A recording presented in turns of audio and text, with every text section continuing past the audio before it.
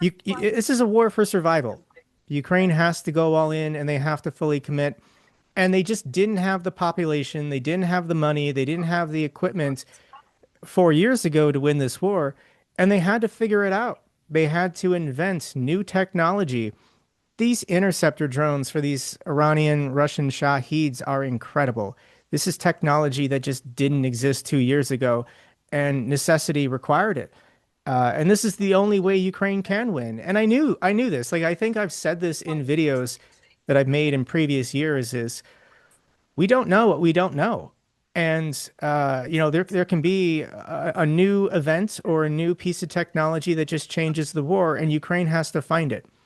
And there's no incentive on the Russian side to innovate. In Russia, if you think for yourself, you are punished. Dictatorships don't want people collaborating, cooperating, communicating, and figuring new things out because new ideas are threatening to a dictatorship. But Ukraine has been doing this. Zelensky's willingness to appoint younger people, I think, is one of the greatest strengths of the Ukrainian military.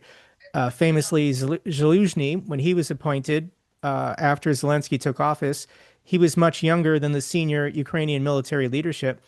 And this new defense minister, Fedorov, the guy is younger than me.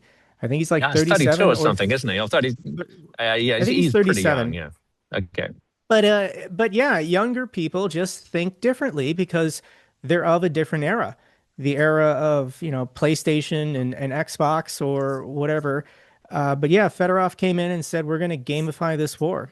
We're going to get all the drone units together and we're going to create a leaderboard and we're going to offer incentives and these guys are going to compete with each other. And I grew up as a gamer, playing Halo and Gears of War and all these other first person shooters. And I get it.